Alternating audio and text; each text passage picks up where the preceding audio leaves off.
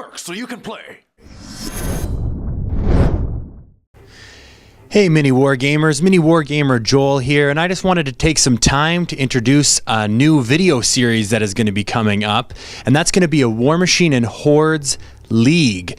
So we are going to get 12 players from our local community, and we're going to be running a league over the course of 12 weeks. So I just wanted to kind of explain some of the rules to you guys so at home, so that you know kind of what these guys are playing for, you know, and what are the rules that they have to follow. So we're going to be using the 2014 scenarios and packet as far as rules. There's a couple amendments in there. Due to filming, we're not going to be using any kind of clock or timer, so it's very rare you'll see a player win on clock. Most players are probably just going to either win by assassination or control points. You'll see probably a lot of armies getting fully destroyed because of that, but it'll make for some long and exciting games.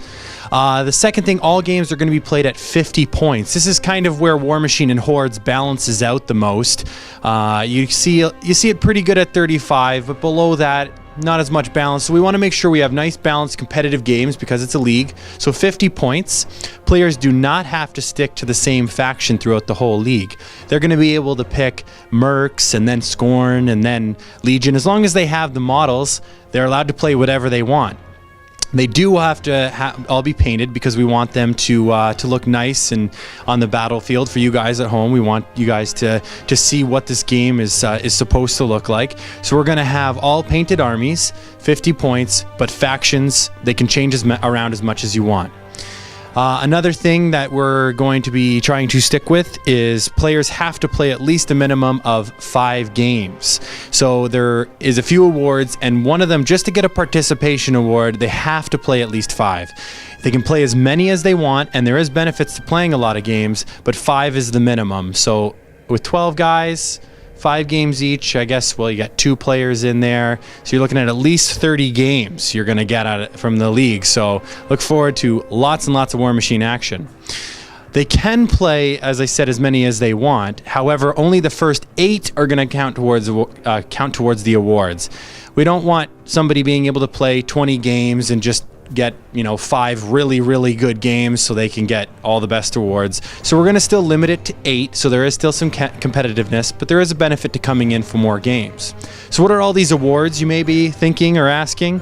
Well, the first one obviously is a champion award. You have to have a champion of the league, and in this it's going to go by the most victory points. And by victory points, I mean the most wins.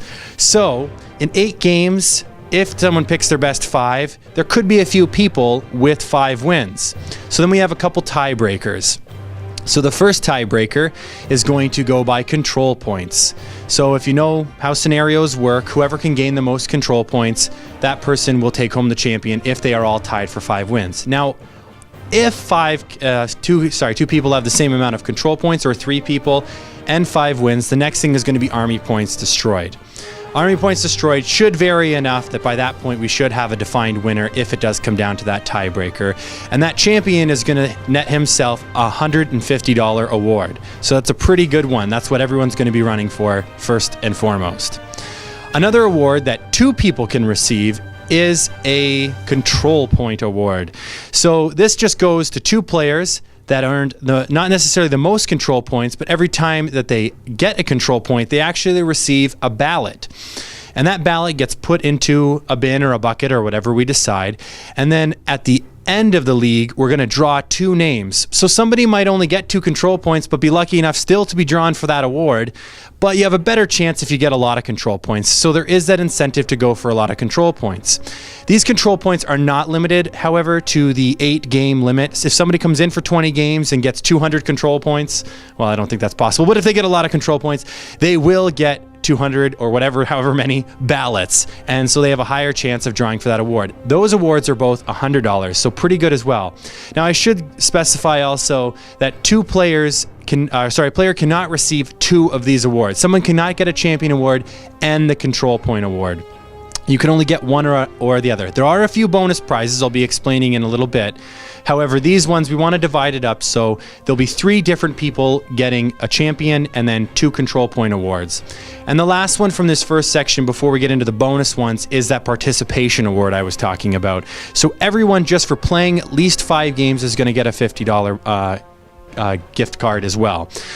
So the bonus ones, you might be asking, well, what are those? Well, if you guys are used to the hardcore packet or docket, I've actually taken a few of the awards from that and adjusted them a little bit for the Steamroller 2014. So the first one is going to be the Executioner Award, and this is going to be an award based off of points destroyed. So over the course of all the games, again, it's only going to be though 5, someone gets to pick 5 games, and it's out of their first 8 that they can choose from. So again, they can't choose 5 from a bunch of ones to get the best score possible, but 5 from the first 8 they can choose for Executioner Award.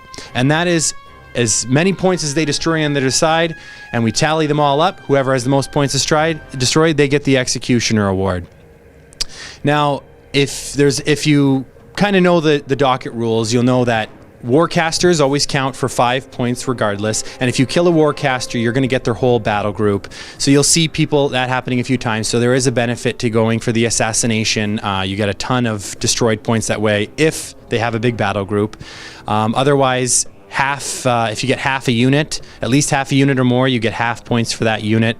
And there's a few other rules, so if you check out the hardcore docket for Executioner, that's basically the rules we're following for that one. And that one is a $50 award. The next award is the Mage Hunter Award, and this is kind of going against the grain of getting the Executioner Award, so somebody probably won't get both, but it is still possible. But the Executioner Award, the Mage Hunter Award is the one for somebody who assassinates a caster while destroying the least amount of other points on the field. So it's kind of like golf. You don't want a high score, you want a low score. So if you can kill just their caster and nothing else, that is a very good score. If you kill, let's say, one solo that's worth 2 points and then their caster, well, then you have obviously 2 points towards the Mage Hunter. So the best would be to get 0, basically. And so there's going to be a tiebreaker for that as well, if it does come down to it, but we'll see what happens at the end of that. The tiebreaker in that, at the very end, those players can play off against each other to see who gets the Mage Hunter Award. But again, that's another $50 award. Again, the Executioner and Mage Hunter, these are all bonuses. So someone could get the Champion Award and the Execution Award and the Mage Hunter Award. But it's going to be pretty hard. It's going to be pretty hard for someone to net that. The last one is for you hobbyists at home, and that's going to be the Craftsman Award, or Master Craftsman Award, and that's going to be awarded to the person with the best painted army. Well, how are we going to determine the best painted army, you might wonder? We are going to let you guys at home vote. I'm going to be taking some nice pictures, hopefully they're nice, some pictures of everybody's armies, and I'm going to be posting them on the website. I'm going to try to post them both on the MiniWarGaming website and maybe as well on the Privateer Press forums, because they get a lot of traffic there, obviously, for Warmachine hordes. And then you guys at home are going to vote on what army you think looks the nicest. I'll try to get a few close-ups as well as, wide shots of the army, and I'm going to let the players in the league choose which army of their own or which paint job they want to showcase. So even if somebody plays Cricks and plays Mercs, if they like the way their Cricks army looks better, that's the one I'm going to showcase, and then we'll vote off of that. So at the end of that, whoever gets the most votes for their army, they're going to net themselves a $50 gift card as well. So there's lots and lots of awards to be had here. You'll be seeing me talking about them throughout the league games. I'll be saying, oh, he's got 5 control points. That's going to help him towards that resourceful or control point award. Oh, he destroyed the whole army. That's going to help him towards the Executioner Award. Now you guys know what I'll be talking about. And like I said, there's going to be lots of games coming up in the near future. Stay tuned for those. And we're going to see some fast-paced, competitive action because it is Warmachine Hordes. We know that this is a competitive game. So we hope that you guys enjoy it.